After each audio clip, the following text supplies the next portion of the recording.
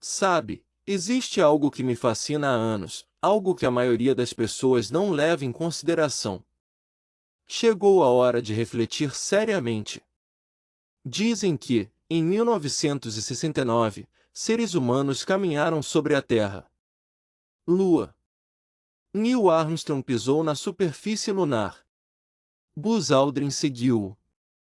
Poucos minutos depois, o mundo inteiro assistia em telas de televisão em preto e branco. Era alguns dos momentos mais significativos da história da humanidade. Mas eis o que me intriga. Quando você realmente observa física, quando calculamos as energias envolvidas, quando analisamos a tecnologia que eles tinham à sua disposição, considerando radiação, temperaturas e poder computacional. Agora que está disponível, começamos a nos fazer uma pergunta muito incômoda: como eles conseguiram fazer isso? Antes que você pense que sou um daqueles teóricos da conspiração, deixe-me ser claro. Sou físico. Eu trabalho na Comissão de Energia Atômica. Acredito no óbvio. Eu acredito na matemática, acredito no método científico. E é precisamente por isso que esta pergunta. Isso me fascina porque, quando você faz os cálculos, quando examina os desafios, do ponto de vista da engenharia, o pouso na Lua parece quase impossível, e ainda assim aconteceu. Pense nisso por um momento. Em 1969, o computador mais potente disponível para a NASA tinha menos poder de processamento do que o seu celular. Na verdade, o computador de orientação da Apollo tinha 64 kilobits de memória. 64 kilobits. Um smartphone tem milhões de vezes mais memória do que isso. Todo o programa Apollo foi navegado com menos poder de processamento do que uma calculadora moderna. E, no entanto, a partir de uma forma ou de outra, eles calcularam trajetórias para a Lua com notável precisão. Eles navegaram até. Eles viajaram pelo espaço e pousaram na superfície lunar. Em outras palavras, as leis da física, aquelas que aprendemos na escola e até mesmo muito além dela, são leis que frequentemente se contradizem. Observação direta. Eles dizem coisas cujo equivalente não é imediatamente visível no espetáculo de fenômenos. Galileu, um dos fundadores da física moderna, afirmou em 1604 que todos os corpos caem à mesma velocidade no vácuo. Numa época em que ninguém sabia como criar um vácuo, numa altura em que até a sua própria existência está a ser questionada, o que ele diz é uma afirmação que ninguém consegue verificar diretamente. O programa Apollo foi exatamente isso. Um empreendimento que contradizia tudo que a experiência humana nos ensinara até então. O espaço era hostil, mortal, inacessível. E, no entanto, a física dizia que era possível. As equações diziam que era viável. Você só precisava ter. É preciso coragem para levá-los a sério. Mas vamos analisar os números agora. A Lua está a cerca de 384 mil quilômetros da Terra. Para colocar isso em perspectiva, se você estivesse dirigindo um carro a 100 km por hora sem nunca. Se você parasse, levaria mais de 160 dias para chegar à Lua. Os astronautas da Apollo fizeram essa viagem em 3 dias. 3 dias para percorrer uma distância que a mente humana luta para compreender. E não é simplesmente. É uma questão de distância. O espaço entre a Terra e a Lua não é vazio no sentido em que normalmente o entendemos. Está repleto de radiação, partículas de alta energia e raios cósmico, vento solar. É um ambiente profundamente hostil para A vida humana. Um ambiente onde o menor erro significa a morte. Pense nisso. Ao que isso implica? Você pega 3 homens, os tranca em uma cápsula do tamanho de um carro, Você os impulsiona através de 384 mil quilômetros de vácuo mortal. Você os pousa num mundo sem ar, sem água, sem vida.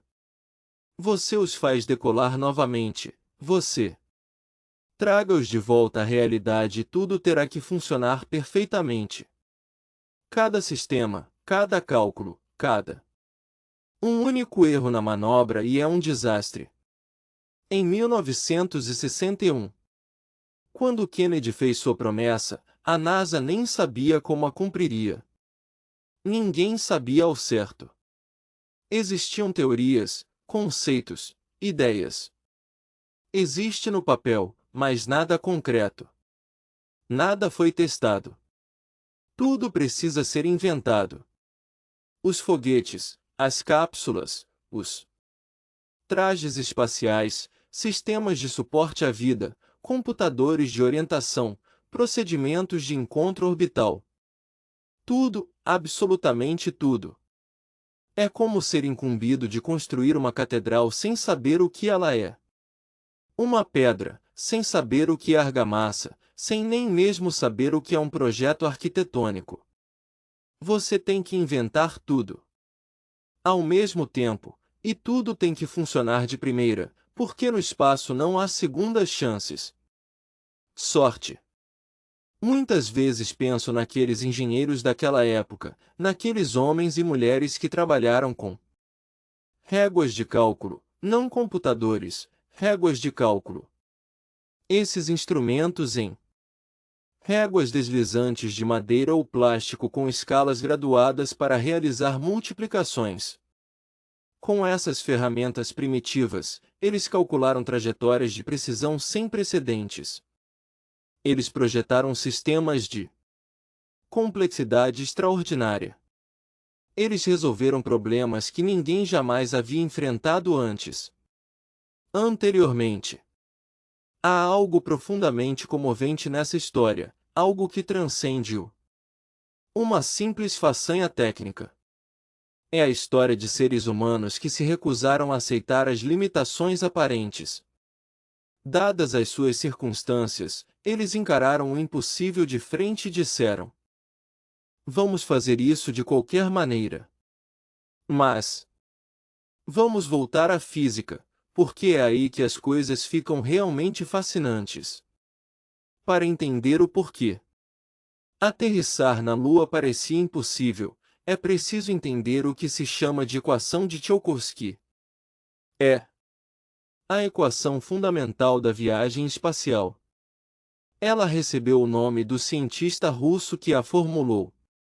Na primeira vez, ela nos diz algo muito simples, mas muito restritivo. Para atingir uma certa velocidade, não basta. Para termos mais combustível, precisamos de uma quantidade exponencialmente maior de combustível. O problema é que o combustível tem massa, e para levantar essa massa, é necessário ainda mais combustível. É um ciclo vicioso. Para escapar da gravidade em terra, você precisa atingir cerca de 11 km por hora. Isso equivale a 40 mil km por hora. Para atingir essa velocidade, é necessário um foguete, que é composto principalmente de combustível. O foguete Saturno V, que lançou o programa Apollo, pesava 3.000 toneladas na decolagem. 85% de essa massa era combustível. Apenas 15% era estrutura e carga útil. E eles fizeram isso na década de 1960. Eles construíram o foguete mais poderoso já projetado, com 3.000 toneladas de. Eu apertei e funcionou. Todas as vezes que foi iniciado, funcionou. Nenhuma falha catastrófica, nenhuma explosão na plataforma de lançamento. 13 lançamentos, 13 sucessos. Compare isso com... Hoje, ainda temos dificuldades para construir foguetes de grande porte confiáveis. A Starship da SpaceX passou por essa fase. Várias falhas durante os testes. O sistema de lançamento espacial da NASA tem anos de atrasos e bilhões em estouros orçamentários. E, no entanto, na década de 1960, eles construíram. O Saturno V funcionou na primeira tentativa. Como eles conseguiram esse nível de confiabilidade com a tecnologia disponível? A década de 1960? Com réguas de cálculo em vez de computadores, com materiais menos avançados, com menos experiência? A resposta oficial de a NASA tinha recursos ilimitados. O programa Apollo custou mais de 25 bilhões de dólares. Dólares na época. Isso equivale a mais de 150 bilhões de dólares hoje. Eles tinham os melhores engenheiros, as melhores instalações, o apoio total do governo, e eles eram motivados pela Guerra Fria, eles precisavam derrotar os soviéticos a qualquer custo. Certo, faz sentido. Quando você investe dinheiro e talento suficientes em um problema, você pode resolver. Mas, ainda assim, a façanha de engenharia continua sendo impressionante. Eles têm, essencialmente, inventaram a tecnologia à medida que avançavam. Células de combustível, sistemas de suporte para vida, trajes espaciais, veículos lunares. Tudo era novo e tudo funcionava. Isso é o que é fascinante nessa história não é apenas o fato de eles terem tido sucesso, mas como eles tiveram sucesso e com que meios. Em que condições, contra que probabilidade? Porque quando você realmente pensa nisso, quando você considera com todos os desafios, todas as incógnitas, todos os riscos, o pouso na Lua parece algo que jamais teria acontecido. Deveria ter funcionado. E, no entanto, funcionou 6 vezes. 6 missões têm. Aterrissaram na Lua. 12 homens caminharam em sua superfície e todos retornaram vivos. Isso é quase milagroso. Ou talvez seja a prova de que os seres humanos são capazes de coisas extraordinárias quando realmente decidir realizá-los. Agora, vamos ao que interessa. Os desafios técnicos. Por quê? É aqui que realmente entendemos por que essa empreitada parecia impossível e por que seu sucesso é tão notável. Vamos começar com o computador de bordo. O computador de orientação Apollo era o cérebro da missão, o sistema que deveria navegar a espaçonave pelo espaço e calcular trajetórias, controlando manobras, gerenciando pousos, e este computador tinha 64 kilobits de memória. Para te dar uma ideia. A ideia é que uma única foto no seu celular seja maior do que toda a memória deste computador. Um e-mail com um anexo excedeu sua capacidade total, e ainda assim o software estava perfeito, ou quase perfeito. Tinha que ser, porque não havia como atualizá-lo durante o voo. Não. Correção, sem atualização. O código que estava sendo carregado antes da decolagem era a única com a qual ele tinha que conviver. E os programadores conseguiram. Eles escreveram um código tão eficiente, tão cuidadosamente otimizado que coube em 64 kilobits e fez tudo o que era necessário. Navegação, orientação, controle, exibição, tudo. Margaret Hamilton liderou a equipe de software.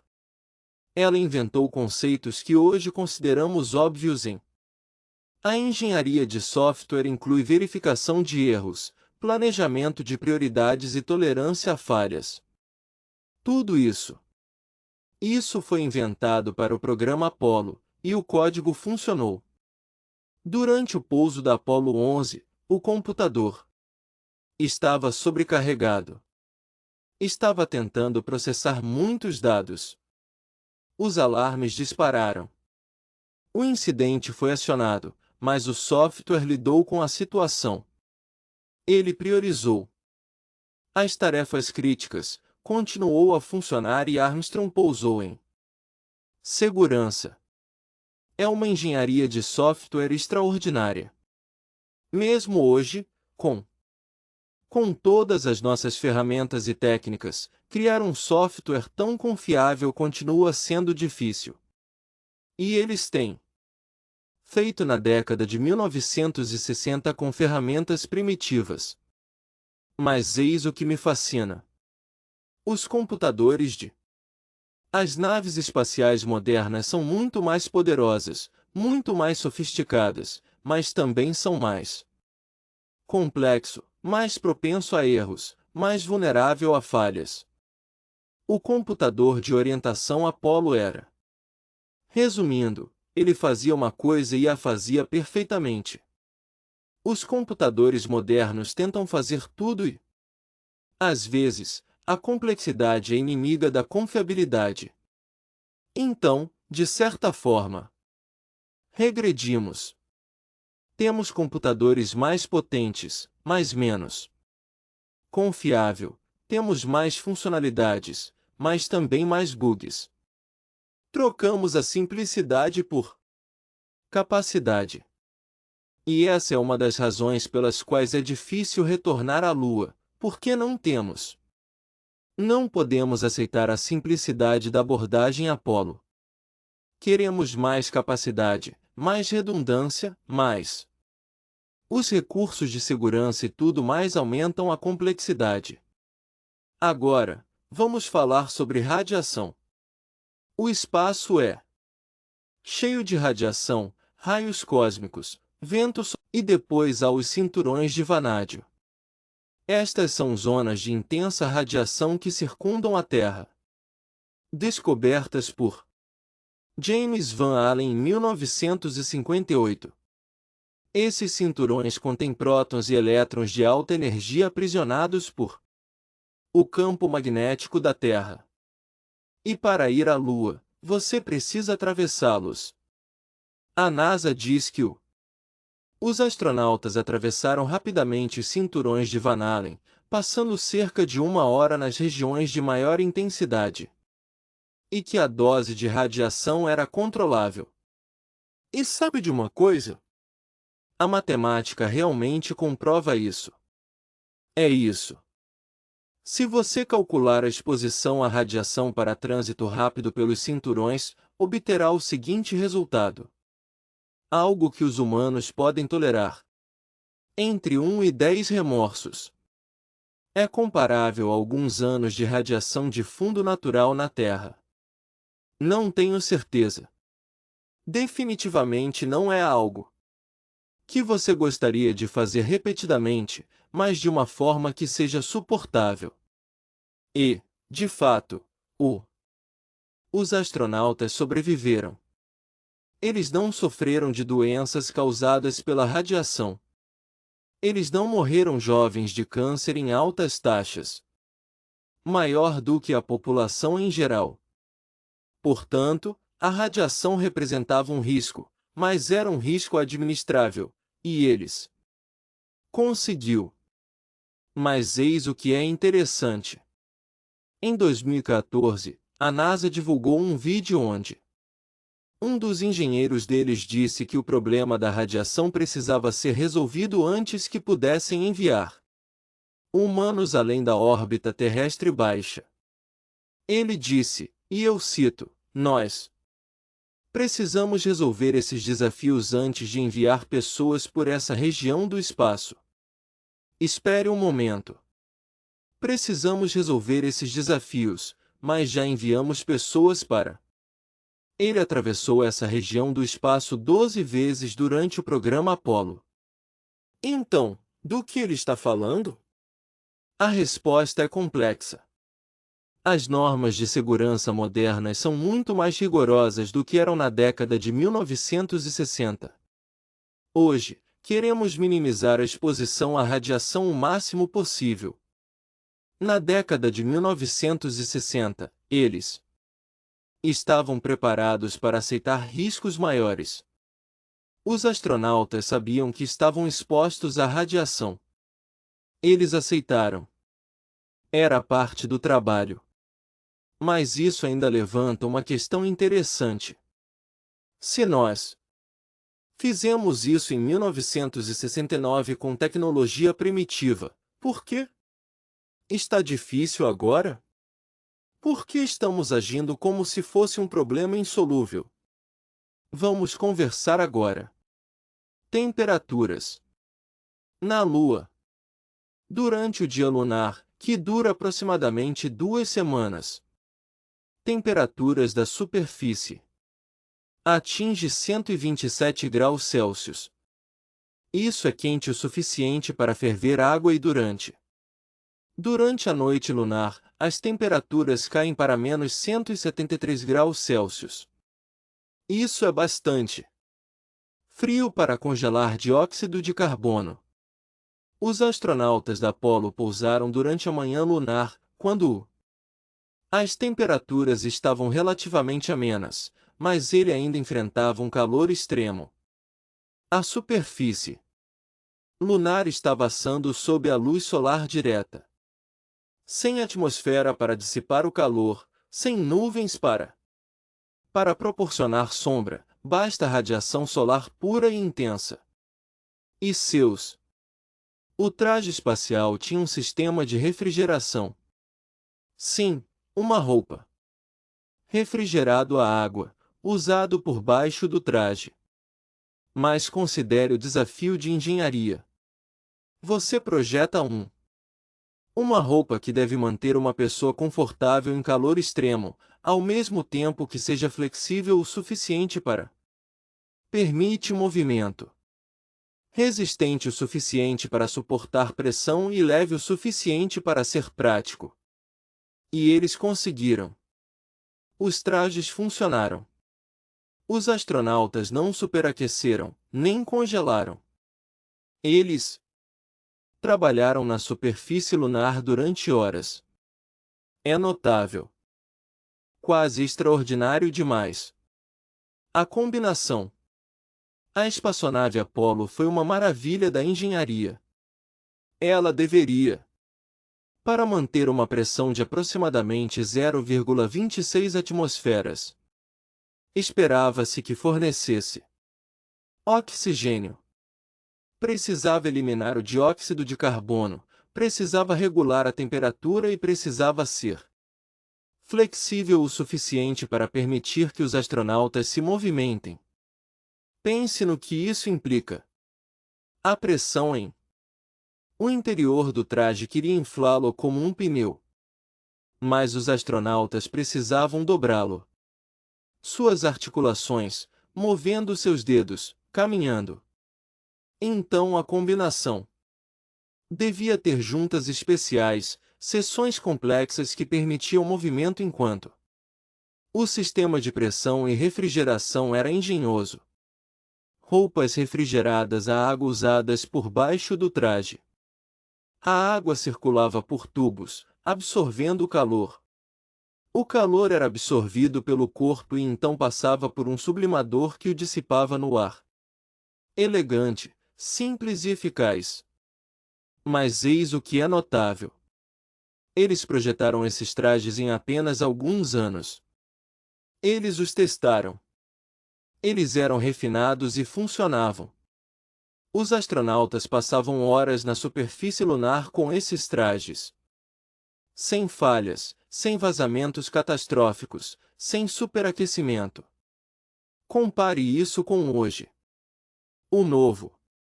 O programa de trajes espaciais da NASA está em desenvolvimento há mais de uma década e já ultrapassou o orçamento previsto. Vários bilhões. Os processos ainda não estão prontos, e quando estiverem, serão mais caros. Eles são mais complexos, mais capazes, mas também mais pesados e mais caros do que os trajes Apollo. Por quê? Porque adicionamos alguns requisitos, queremos uma duração de missão maior. Longo. Queremos mais mobilidade. Queremos mais tamanhos para atender a diferentes tipos de corpo. Tudo isso é bom, mas tudo isso adiciona complexidade. Custo. Os trajes espaciais Apollo eram feitos sob medida para cada astronauta. Eles se ajustavam perfeitamente, mas também eram especializados para missões lunares. Não funcionaria tão bem em Marte ou para caminhadas espaciais no espaço de longa duração. Então, mais uma vez, estamos trocando o simplicidade versus versatilidade torna as coisas mais difíceis e mais complexas. Querido, vamos agora falar sobre o vácuo do espaço, o vazio, a ausência de ar. Isto parece simples, mas as implicações são profundas. No vácuo, não há pressão atmosférica. Se o traje rasga, seu sangue começa a ferver. Não por causa do calor, mas pela falta de pressão. Externamente, os líquidos vaporizam a temperaturas muito mais baixas. No vácuo, não há convecção térmica. Na Terra, quando algo está quente, o ar ao redor sobe. Ela transporta o calor para longe. No espaço, não há ar. A única maneira de perder calor é através da evaporação. Radiação. É um processo muito mais lento. Portanto, sistemas eletrônicos, corpos humanos, tudo. Qualquer coisa que gere calor tende a superaquecer no espaço. No vácuo, não há som. Os astronautas não. Eles só conseguem se comunicar por rádio. Se gritarem, ninguém os ouve. É um silêncio absoluto e opressivo. E no vazio, os materiais se comportam de forma diferente. Alguns metais que jamais se manteriam unidos na Terra fundem-se espontaneamente no vácuo. Isso se chama soldagem a frio. Os lubrificantes evaporam e os plásticos se degradam sob a ação dos raios solares. Radiação ultravioleta não filtrada. O ambiente espacial é hostil de maneiras que temos dificuldade em suportar. Imagine. E, no entanto, os engenheiros da Apollo encontraram soluções para todos esses problemas. Eles projetaram sistemas que funcionavam nesse ambiente impossível, sistemas térmicos que dissipavam calor por radiação, vedações que permaneciam herméticas no vácuo, lubrificantes especiais que não evaporavam, materiais resistentes à radiação ultravioleta. Tudo isso foi inventado em menos de uma década por pessoas com réguas de cálculo e máquinas de escrever. É realmente impressionante quando se pensa nisso. E também havia o problema dos micrometeoritos. O espaço não é verdadeiramente vazio. Está cheio de minúsculas partículas de poeira e rochas viajando a velocidades incríveis. Um grão de areia viajando a 20 km por segundo pode perfurar o casco de um navio. Alumínio. Os astronautas estavam essencialmente dentro de um alvo móvel atravessando um campo de tiro cósmico. A probabilidade de ser atingido por um micrometeorito perigoso era baixa, mas não era zero. Era mais um risco que os astronautas da Apollo aceitaram. Mais uma aposta que fizeram. E mais uma outra aposta que eles ganharam. Quando considero todos esses desafios juntos, a radiação, as temperaturas extremos, o vazio, micrometeoritos, a complexidade dos sistemas, eu sou impressionante. Não que tenhamos tido sucesso uma vez, mas que tenhamos tido sucesso 6 vezes. 6 missões foram. Aterrissaram na Lua. 12 homens caminharam em sua superfície. E apesar de todos esses perigos, apesar de todas essas maneiras, as coisas poderiam ter terminado mal, mas todos voltaram vivos. Isso é uma combinação de habilidade e sorte. Incrível, ou algo completamente diferente. Algo que transcende nossa compreensão usual do que são os seres humanos. São capazes de realizar. Agora vamos falar sobre o foguete. O Saturno V. É talvez o objeto mais impressionante que a humanidade já construiu.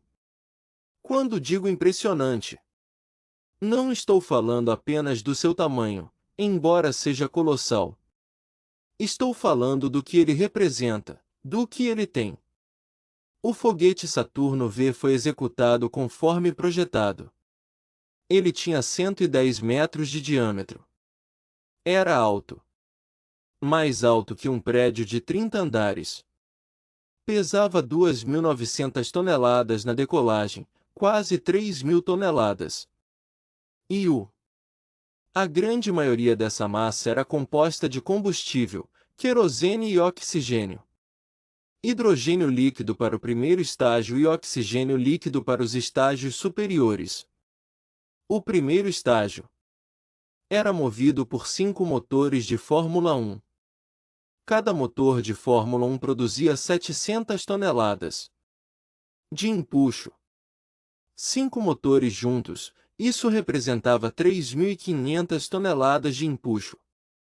Bastante coisa para levantar toda aquela massa do chão e acelerá-la para o céu.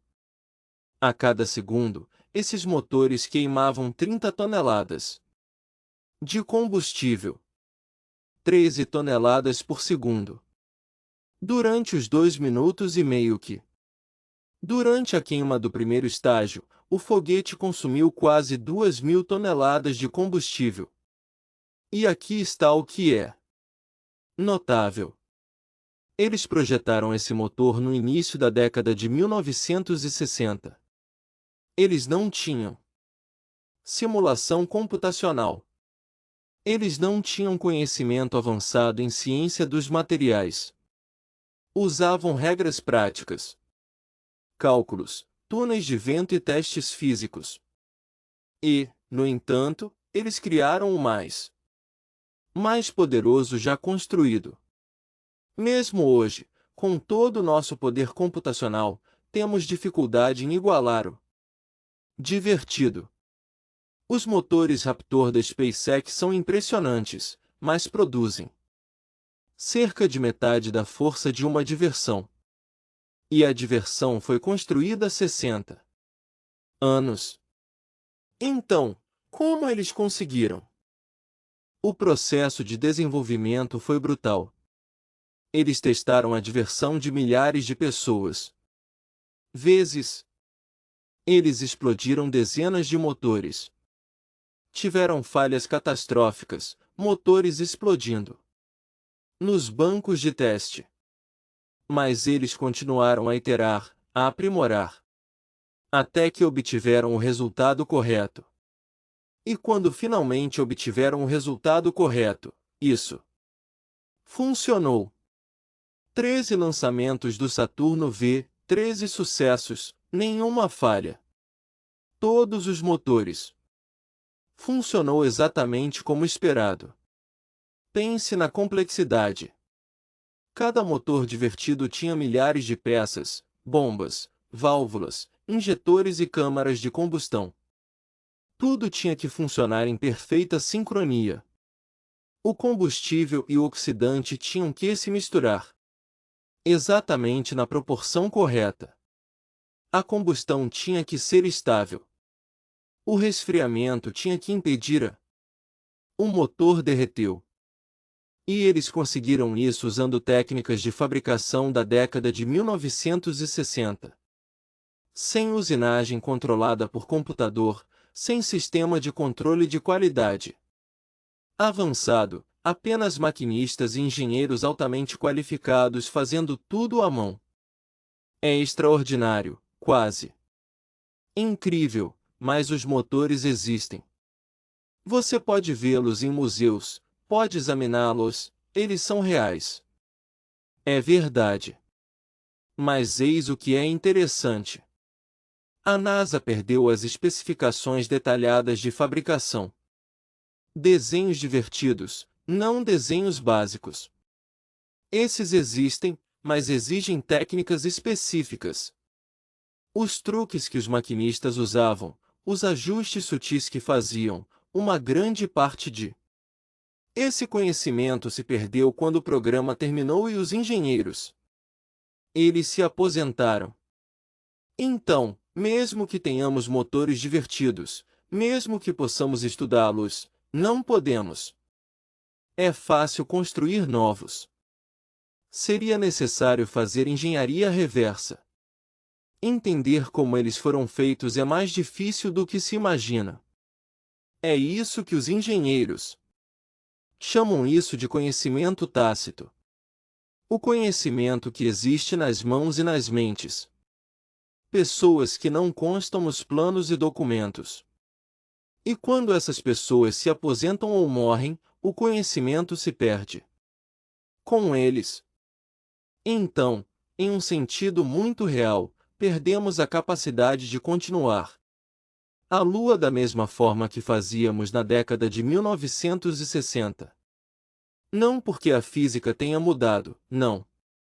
Porque é impossível, mas porque perdemos o conhecimento institucional, as técnicas de fabricação, toda a infraestrutura industrial que ela tornou possível.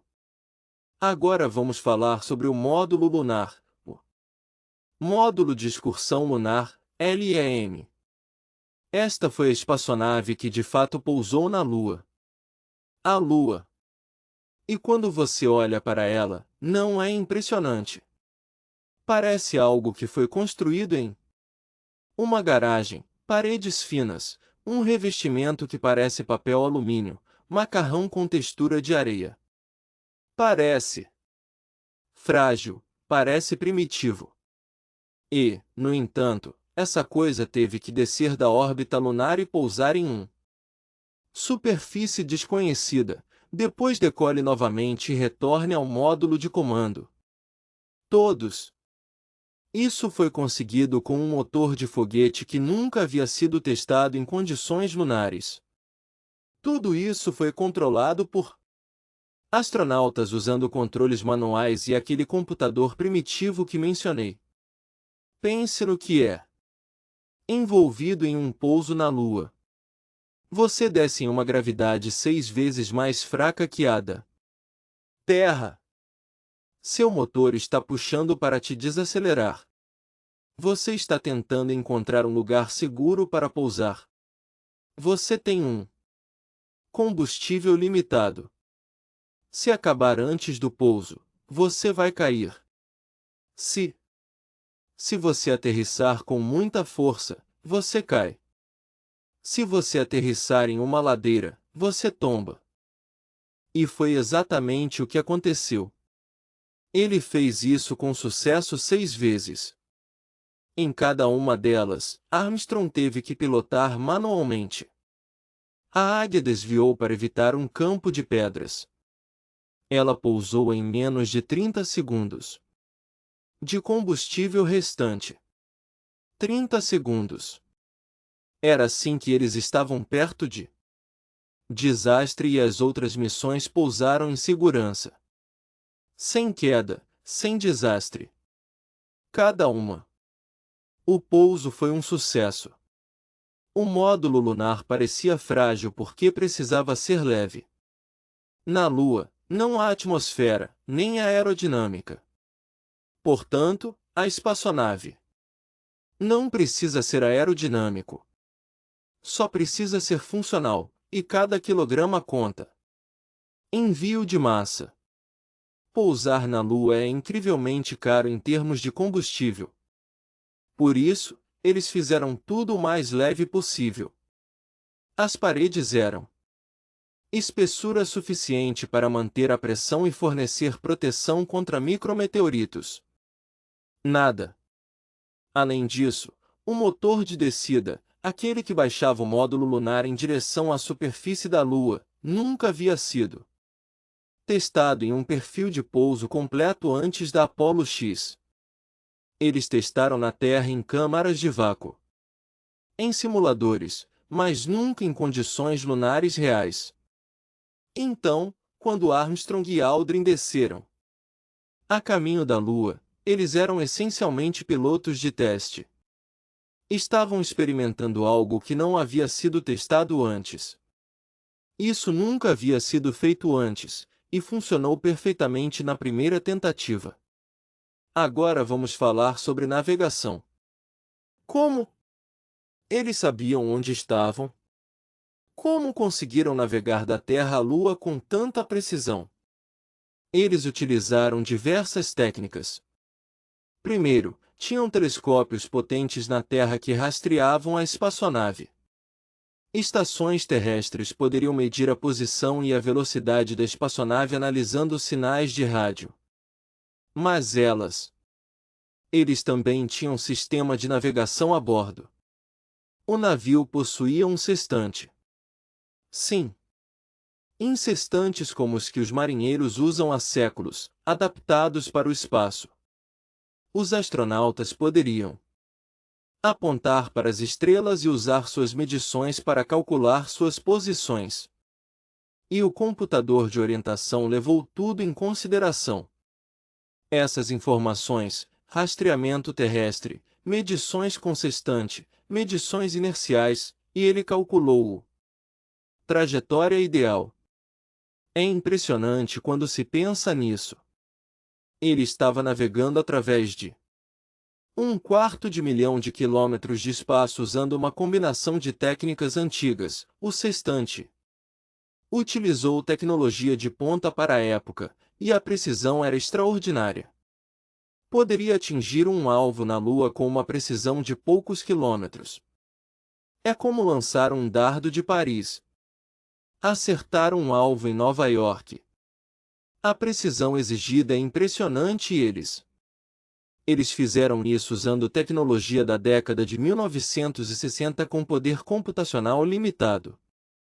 Com técnicas que parecem quase primitivas em comparação com os padrões atuais.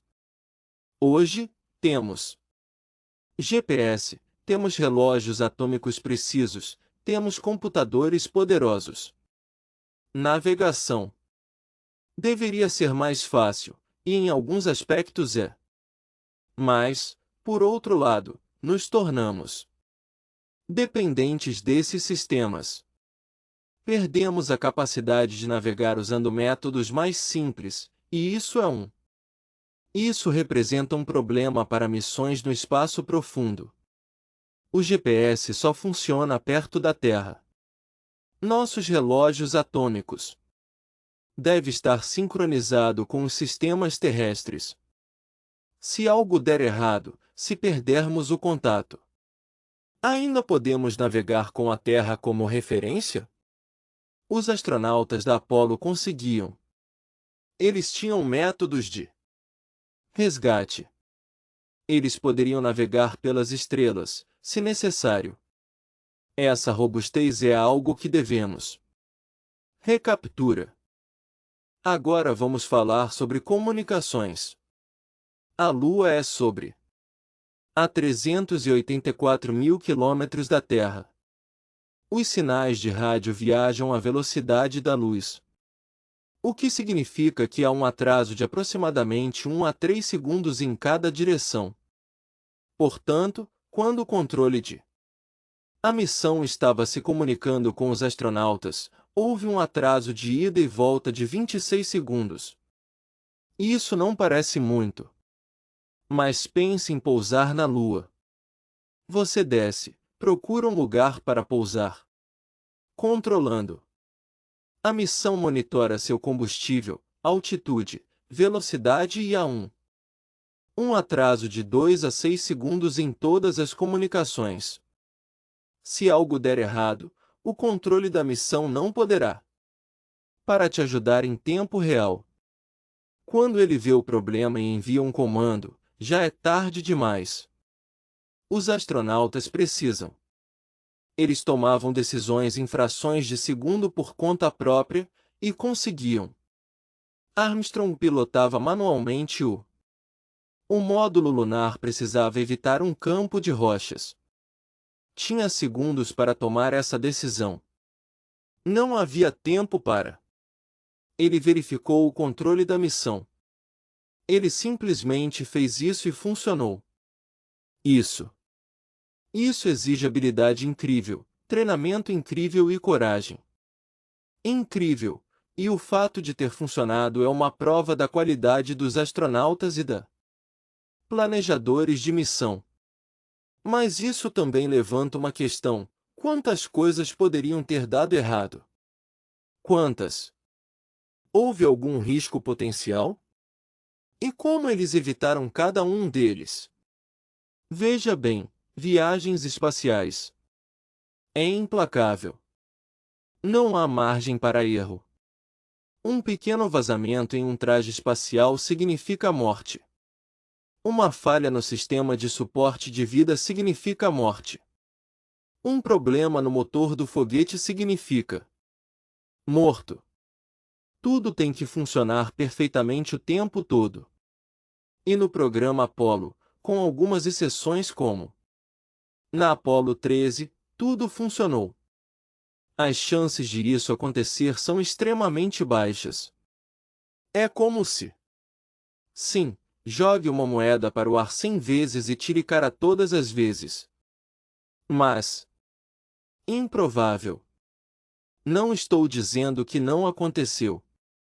Estou dizendo que é notável que tenha acontecido. A engenharia, o planejamento, a execução, tudo tinha que ser perfeito. E foi. É isso que me fascina.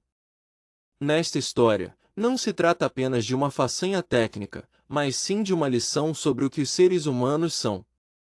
Eles podem alcançar isso quando realmente decidirem fazê-lo. Quando se recusarem a aceitar o impossível como resposta. Em conclusão, Galileu disse que a física é pensar contra o seu cérebro. É aceitar mensagens, leis que nossos cérebros têm dificuldade em aceitar essas leis porque elas contradizem nossos preconceitos, aquilo que consideramos óbvio. O programa Apollo foi exatamente isso. Foi um ato de fé na física, um ato de fé na... A matemática é um ato de fé na capacidade humana de transcender os limites aparentes da nossa condição. Isso funcionou. Agora, vamos abordar algo delicado: teorias da conspiração. Por que existem pessoas? Muitas pessoas, aliás, acreditam que a alunissagem foi uma farsa, que tudo não passou de uma brincadeira. Cena. Um filme estava sendo gravado em algum estúdio. E eles estavam discutindo argumentos que à primeira vista podem parecer convincentes.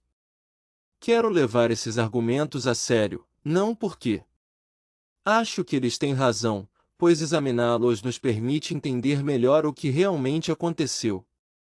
Passado. E porque é exatamente isso que o método científico faz: examinar objeções, abordá-las.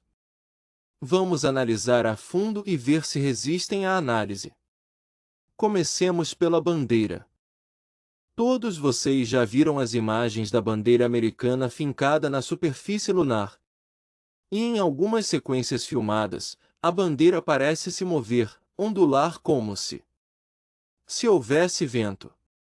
Mas espere, não há atmosfera na Lua, não. Ar, não vento. Então, como a bandeira pode se mover? Os céticos se apegam a esse argumento e dizem: aí está a resposta. Prova de que foi filmado na Terra. Mas a explicação é, na verdade, simples. A bandeira tinha um mastro horizontal em alta para mantê-la implantada. E quando os astronautas implantaram o M, eles o giraram para frente e para trás para empurrá-la para o chão. Esse movimento de torção fez com que a bandeira se movesse, no vazio da Lua, sem resistência. O ar, a bandeira continua a se mover por um instante. É física, física básica na Terra. Uma bandeira pararia de se mover quase imediatamente porque a resistência do ar amorteceria o movimento. Mas na Lua, a bandeira, ela continua oscilando. Portanto, a bandeira tremulando não é prova de uma farsa. Isso é a prova de que eles realmente estiveram no espaço.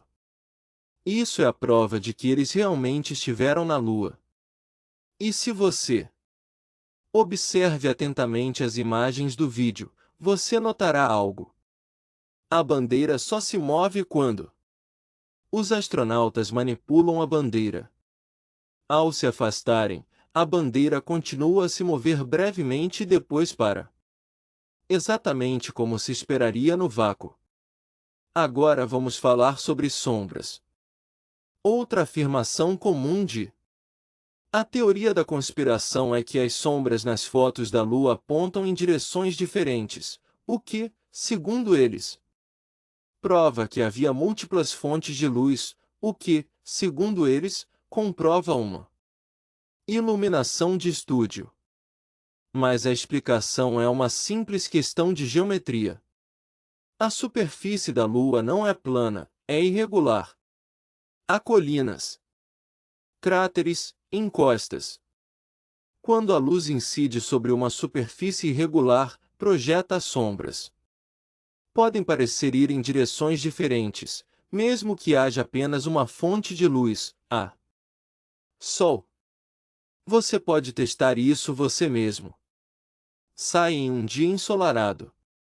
Observe as sombras projetadas por uma estrela. Terreno irregular. Nem todas as pedras apontam exatamente na mesma direção. Isso é normal. É assim mesmo.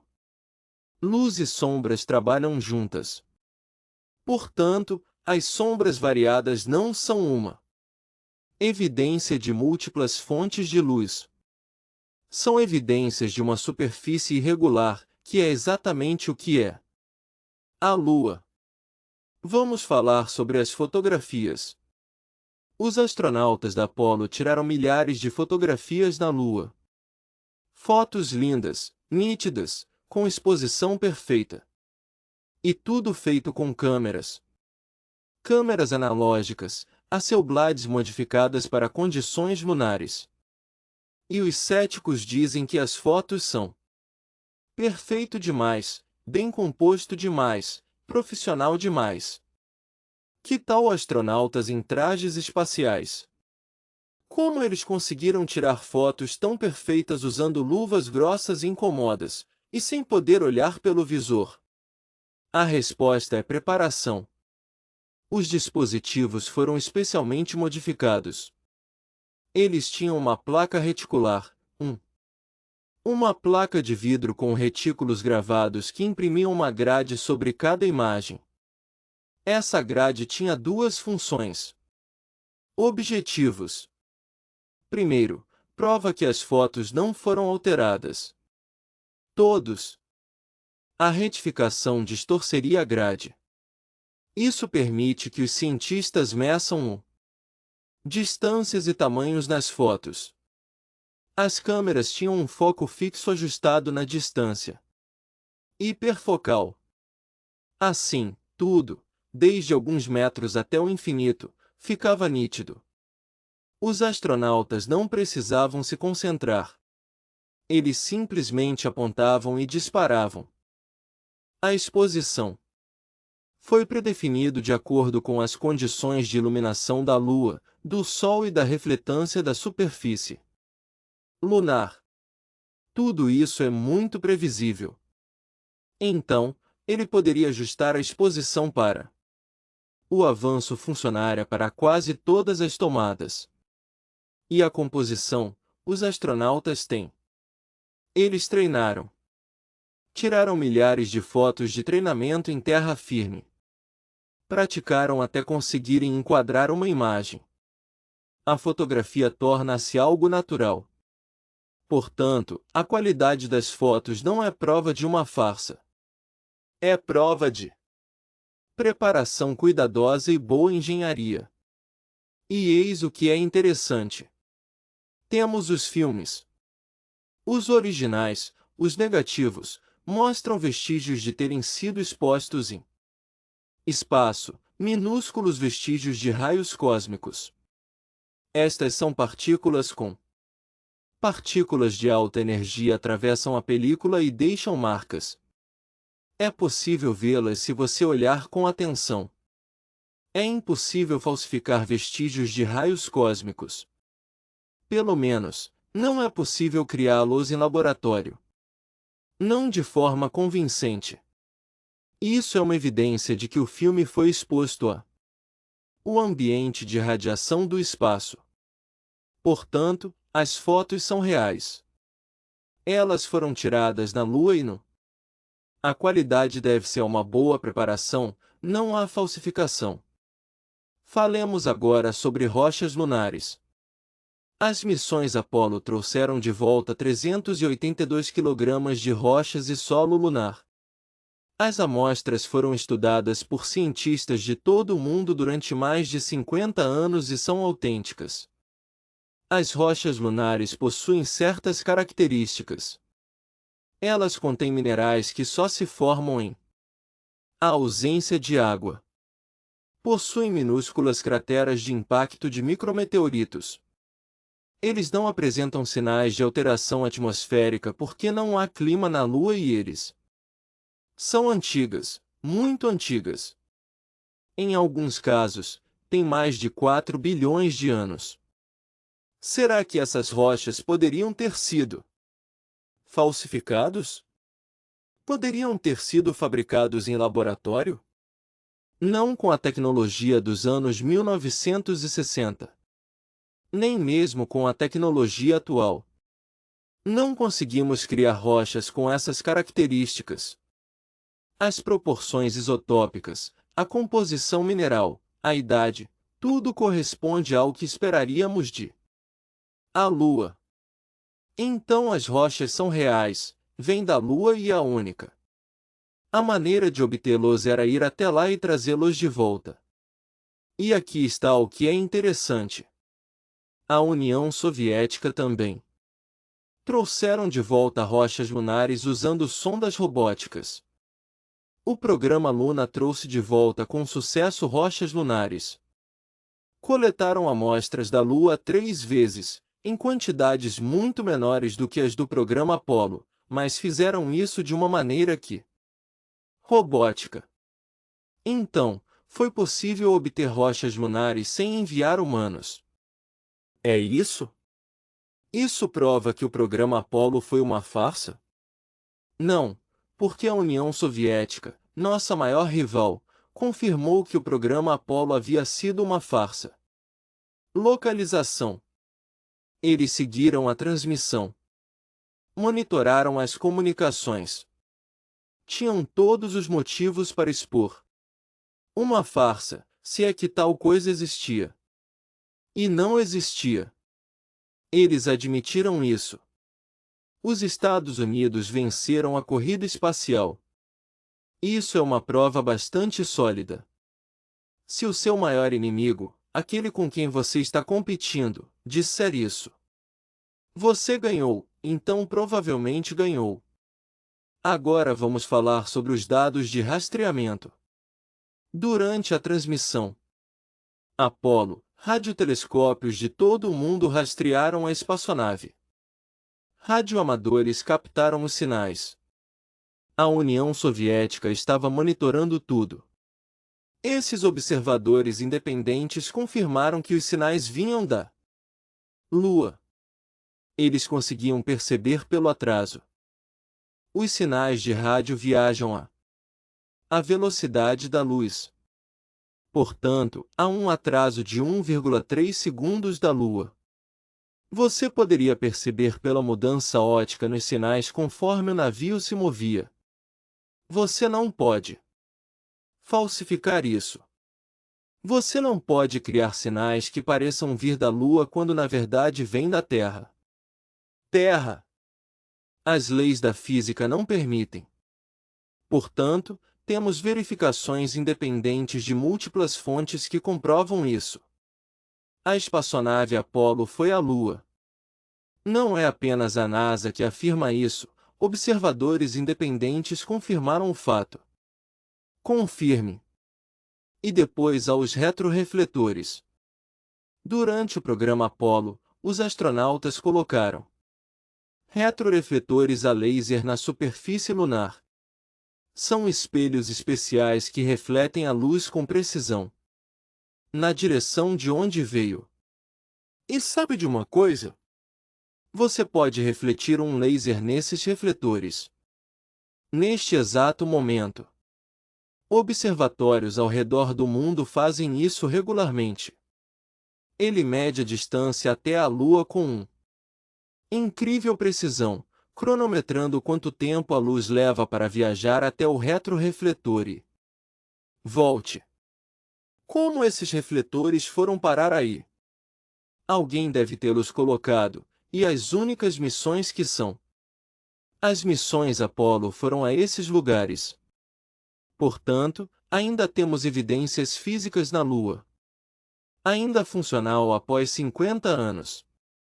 Provando que astronautas estiveram lá. Teóricos da conspiração afirmam que sondas automáticas podem ter instalados retrorefletores.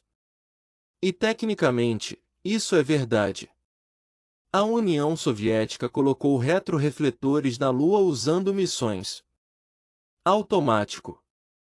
Mas se o programa Apollo fosse uma farsa, por que a NASA se daria ao trabalho de enviar missões? Sistemas automáticos para posicionar retrorefletores? Isso seria quase tão difícil quanto enviar astronautas. Qual seria o sentido? A explicação mais simples é que os astronautas os colocaram lá porque foram à Lua. Vamos falar sobre logística, a enorme escala do programa Apollo. No seu auge, 400.000 pessoas trabalharam no projeto Apollo. Subcontratados, engenheiros, técnicos, administradores. Em todos os Estados Unidos. Se a alunissagem tivesse sido uma farsa, todas essas pessoas teriam que ter sido em segredo, ou pelo menos um grande número deles deveria saber, e em 50 anos, nenhum deles. Ninguém apresentou provas credíveis de que se trata de uma farsa. Pense nisso. Os seres humanos são péssimos em guardar segredos. Segredos, especialmente grandes segredos que envolvem muitas pessoas. Sempre tem alguém falando, sempre tem alguém fugindo. E, no entanto, apesar de milhares de pessoas trabalhando no programa Apollo, apesar de 50 anos de investigação por céticos e os teóricos da conspiração não conseguiram apresentar provas credíveis de uma farsa. A explicação mais simples é: não foi uma farsa, aconteceu de verdade. E depois tem a Apollo X. É, na verdade, uma das provas mais sólido do que a veracidade das alunissagens.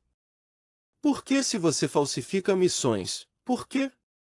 Você falsificaria uma falha? A Apollo X sofreu uma explosão em seus tanques de oxigênio.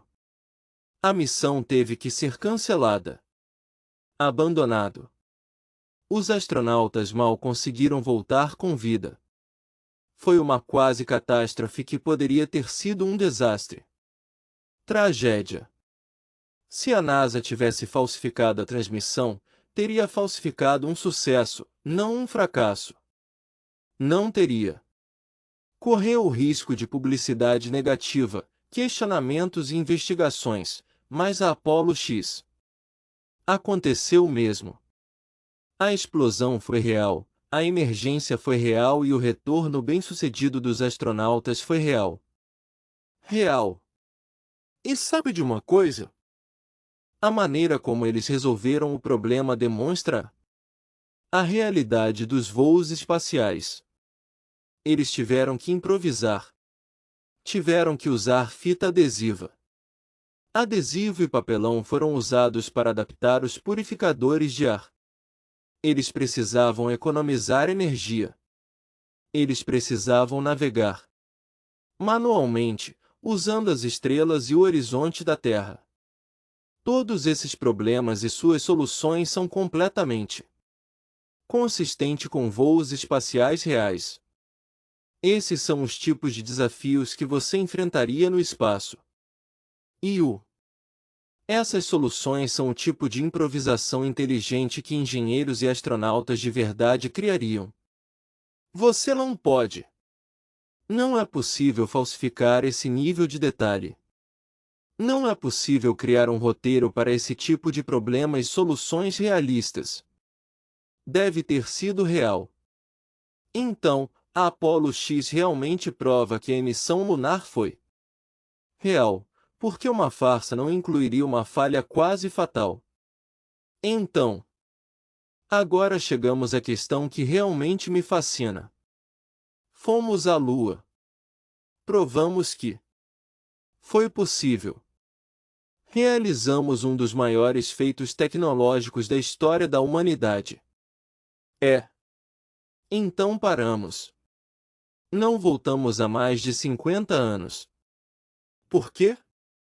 É isso que me intriga. Como físico, não é apenas que não tenhamos voltado atrás, é que parece que perdemos a capacidade de ir até lá. Regredimos, demos um salto gigantesco para frente, em seguida, vários passos para trás.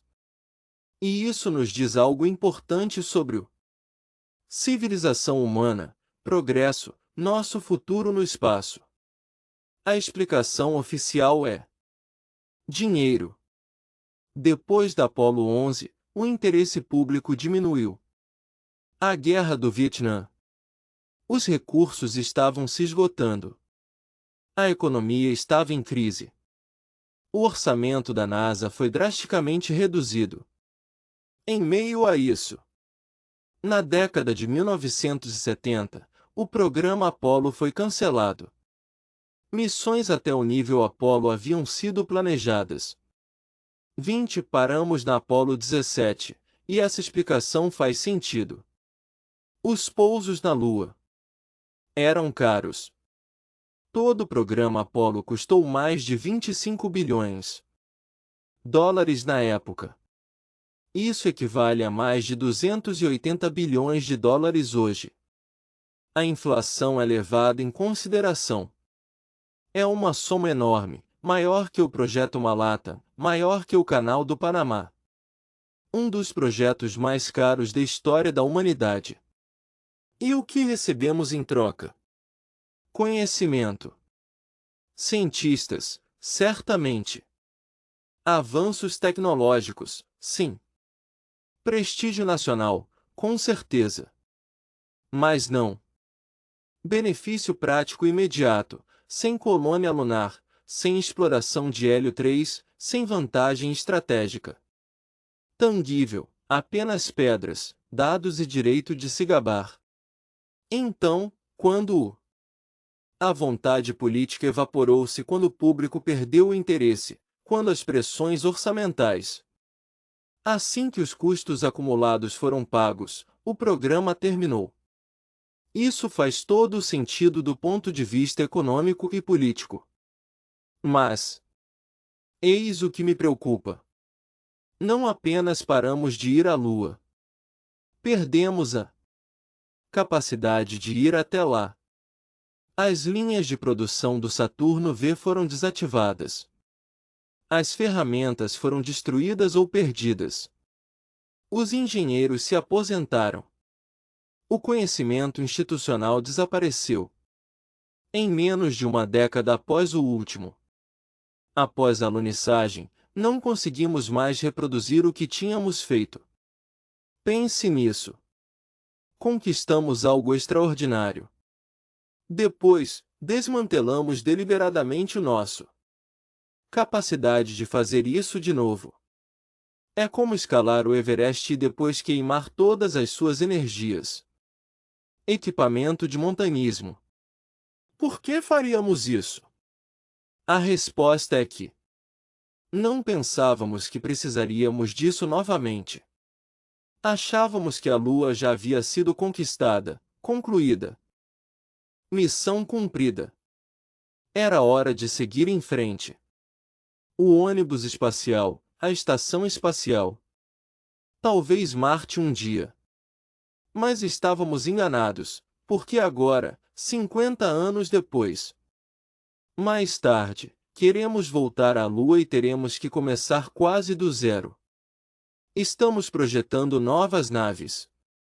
Foguetes, novas naves, novos sistemas. Não podemos simplesmente resgatar os planos antigos. Saturno V e construir novos. Temos que reinventar tudo e isso é extremamente frustrante, pois significa que desperdiçamos 50 anos.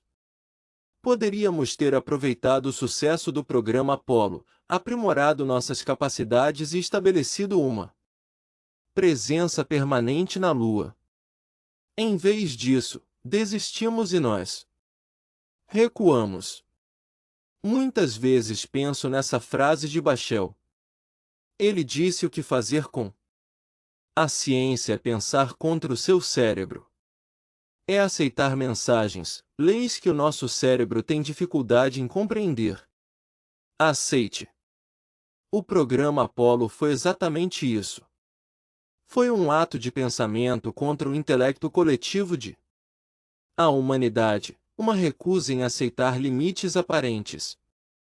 E então paramos de pensar contra a nossa própria mente. Aceitamos as limitações. Dissemos que era muito caro, muito difícil, pouco útil, e nós permitiu que essa capacidade extraordinária atrofiasse e desaparecesse. Mas algo mais mudou, nossa tolerância ao risco. Na década de 1960, assumimos riscos enormes. Os astronautas sabiam que podiam morrer. Alguns morreram. O fogo. O programa Apollo matou 3 astronautas. Mas o programa continuou. Nós aceitamos as perdas e seguimos em frente. Hoje, não podemos mais fazer isso. Após o desastre do Challenger. Em 1986, o programa do ônibus espacial foi suspenso por 3 anos. Após o desastre na Colômbia, em 2003, ele foi suspenso por 2 anos. Cada fracasso desencadeia investigações massivas, revisões de segurança, reformulações, e isso é bom em muitos aspectos. Devemos valorizar a vida humana. Devemos minimizar os riscos, mas isso também torna a exploração audaciosa muito mais ousada. É mais difícil porque a exploração é inerentemente arriscada. Não há como eliminar todos os perigos. Os astronautas da década de 1960 entendiam isso. Eles eram pilotos de espaçonaves. Eles estavam acostumados ao risco. Aceitavam-no como parte do trabalho, e essa mentalidade permitia progresso rápido. Os astronautas de hoje ainda são corajosos, mas as instituições que os cercam estão aversão ao risco. Cada missão deve ser o mais segura possível. Todas as eventualidades devem ser previstas. E tudo isso é caro e demorado. Então, trocamos velocidade por segurança. E, novamente, isso não é necessariamente ruim, mas isso explica por que o progresso tem sido mais lento. E depois há o interesse público. Na década de 1960, toda a nação. O foco estava na corrida espacial. As pessoas assistiam aos lançamentos pela televisão. As crianças sonhavam com tornar-se astronauta fazia parte da identidade nacional. Hoje, a exploração espacial já não desperta o mesmo interesse no público. Sim, ainda existem entusiastas. Sim, os lançamentos da SpaceX atraem alguma atenção. Mas não é mais a mesma coisa.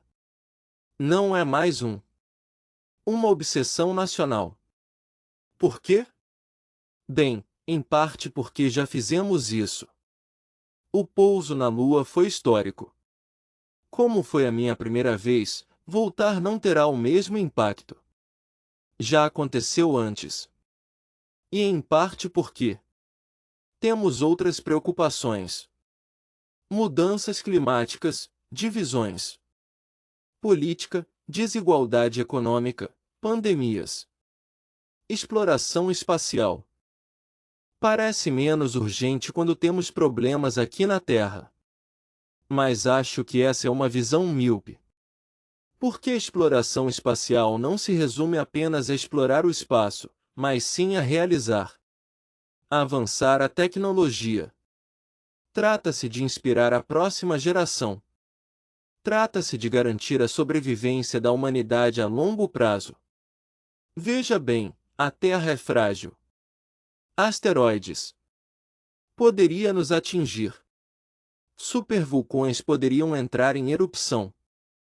As mudanças climáticas poderiam nos afetar. O planeta está se tornando menos habitável. Pandemias podem devastar a população. Estamos todos em uma situação crítica. Um único planeta, um minúsculo ponto azul em um vasto universo. E se algo catastrófico acontecer, se a Terra se tornar inabitável, precisaremos de outro lugar para ir.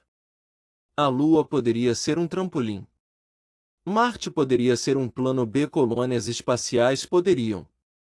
Para garantir a sobrevivência da humanidade, mesmo que a Terra não sobreviva. Essa é a verdadeira questão. A razão para explorar o espaço não é a busca por rochas, bandeiras ou orgulho nacional, mas sim a sobrevivência, a esperança. O futuro a longo prazo da nossa espécie. Quando eu tinha 8 anos, vi o programa Apollo na televisão. Ao ver Armstrong pisar na Lua, senti-me inspirado.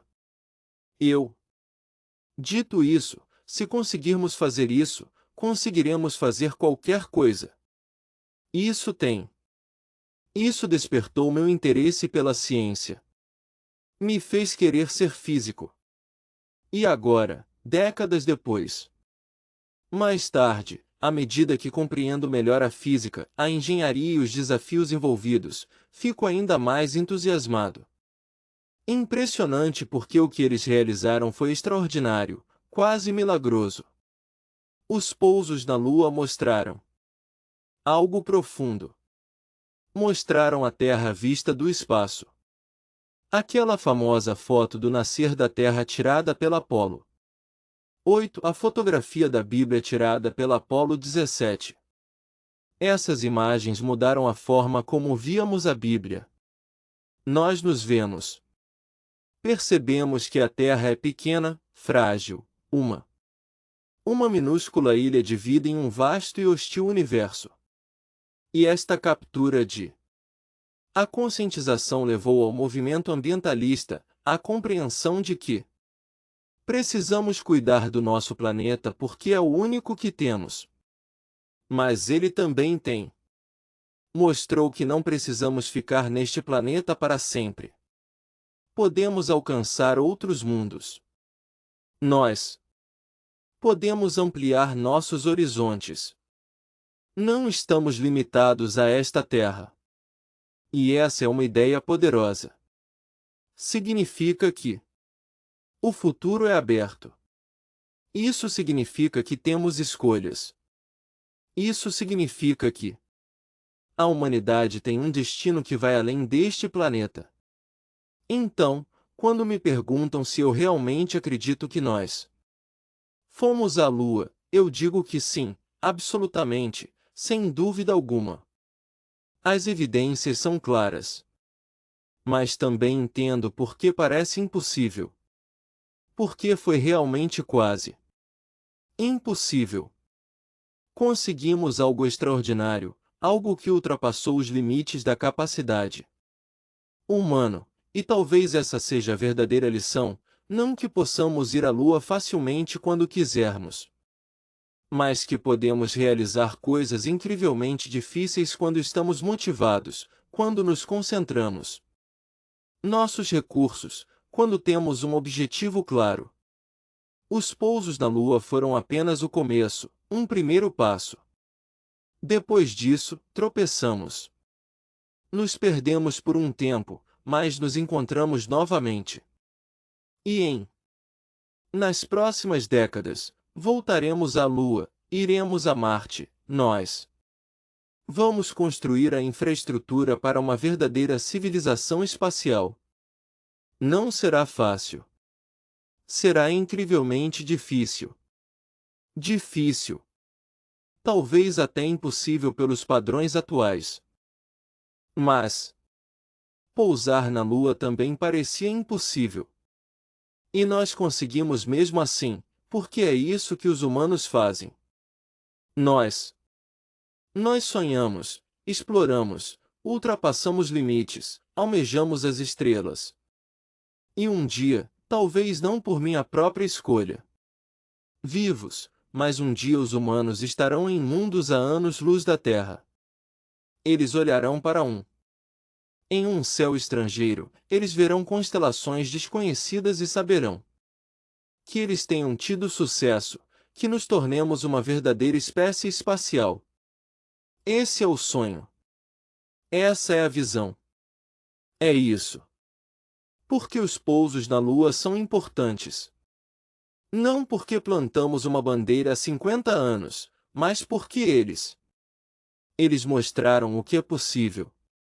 Eles provaram que o espaço é difícil, mas não impossível. Difícil, mas alcançável.